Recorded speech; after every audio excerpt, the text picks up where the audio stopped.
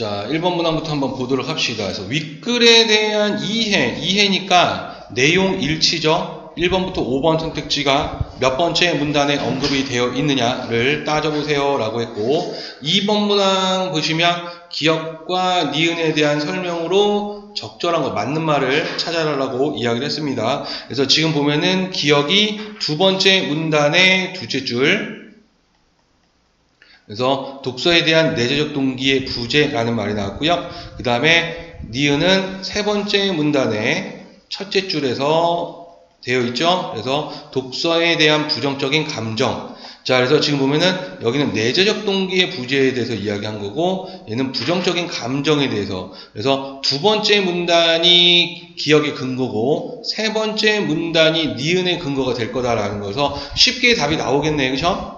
3번 독서 교사의 독서 교육 일지이다. 윗글을 참고하여 A부터 E에 대한 이해한 내용으로 적절하지 않은 거, 틀린 말을 찾아보세요 라고 이야기해서 결국에는 그 근거는 지문입니다. 그렇죠? 이 지문 안에 어떻게 언급이 되어 있느냐 라는 거를 물어봤다라는 거죠. 자, 그러면 이제 지문의 내용으로 한번 가보도록 하겠습니다.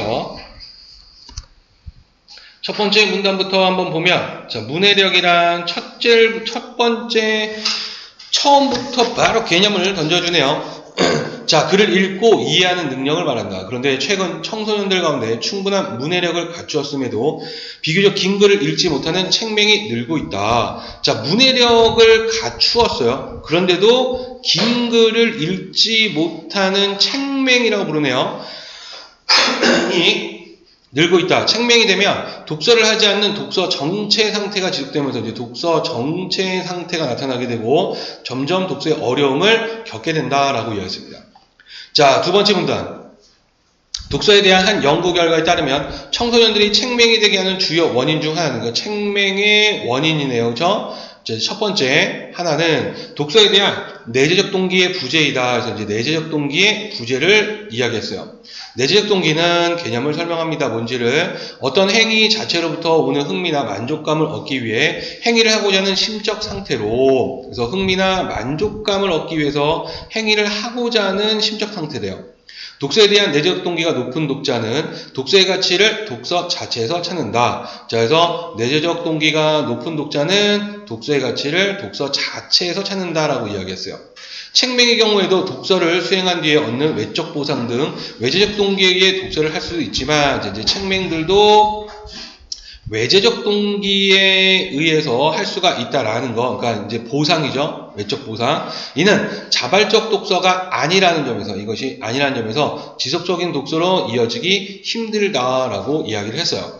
자, 그래서 두 번째 문단은 내재적 동기에 대해서 이야기를 했다. 세 번째 문단. 해당 연구 결과에 따르면, 이제 연구 결과를 가지고 오네요. 독서에 대한 부정적인 감정도 이제 두 번째 부정적인 감정. 책맹이 된 또 다른 원인이다라고 했습니다. 자, 독서에 대한 부정적인 감정은 독서를 수행하는 과정에서 실패했던 경험 등 부정적인 독서 경험이 축적되어 형성되기도 하지만, 자, 이 감정은 그렇죠? 실패했던 이런 경험 등을 통해서 이것이 축적이 돼서 형성이 되기도 하지만 자신을 둘러싼 독서 환경으로부터 영향을 받아 형성되게 된다 해서 독서 환경으로부터 영향을 받기도 한다는 거야. 인터넷이나 동영상 콘텐츠 등의 디지털 미디어가 보편화되면서 청소년들은 짧은 시간 동안 통합되지 않은 채로 주어지는 피상적인 정보들을 받아내는 데 익숙해지게 되었다. 자, 그래서 짧은 시간 동안 통합되지 않은 그런 피상적인 정보들에 익숙하기 때문에 그렇다는 거죠. 그런데 독서는 느리고 신중한 숙고를 통해 텍스트의 의미를 구성하는 과정이어서 디지털 미디어에 익숙해진 청소년들은 독서 과정에서 어려움을 느껴 독서의 거부감을 느낄 수 있는 것이다. 자, 결국 이 독서라는 것은 느리고 신중한 숙고가 필요하다라는 거예요. 결국에는 디지털 미디어에 익숙해진 청소년들은 거부감을 느낄 수밖에 없다. 왜? 힘들어. 그렇죠? 자, 세 번째 문단으로 가서 책맹인 청소년들이 자발적인 독자가 될 수 있도록 교육하는 방법을 연구하는 학자들에 따르면, 자, 이제 이 학자들을 말을 인용을 하네요. 교사는 독서에 대한 성공 경험, 축적을 통해 독서에 대한 부정적인 감정을 극복할 수 있도록 독자에게 알맞은 수준의 글을 제공할 필요가 있다. 자, 이제 교사에 대해서 이야기했어요. 자, 성공적인 경험을 축적하게 만드는 거예요. 그렇죠? 그래서 독자에게 알맞은 수준의 글을 제공을 해야 된다라는 거예요. 여기서 이제 독자 학생들이겠네요. 그렇죠? 또한 독서에 몰입할 수 있는 환경을 조성하거나, 두 번째, 몰입할 수 있는 환경. 그러니까 독서에 몰입할 수 있는 환경.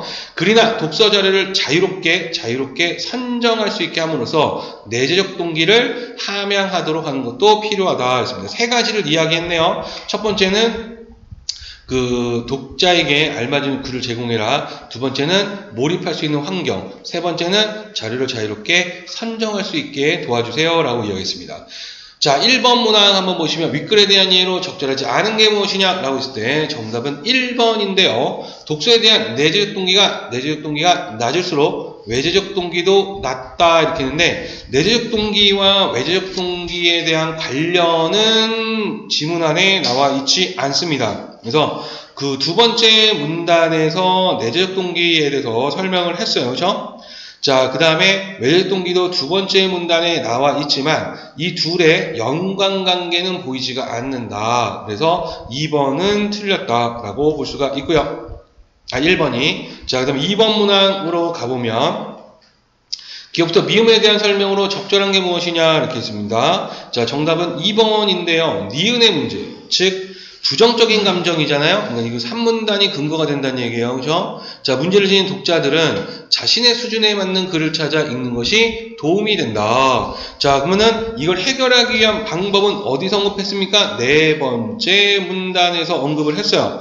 그래서 네 번째 문단에 지금 알맞은 수준, 그쵸? 그래서 셋째 줄을 통해서, 넷째 줄이군요. 넷째 줄을 통해서 알맞은 글을 찾아 읽는 것이 도움이 된다. 그래서 알맞은 수준 글을 제공할 필요가 있다라고 이야기했기 때문에 2번이 맞는 말이다.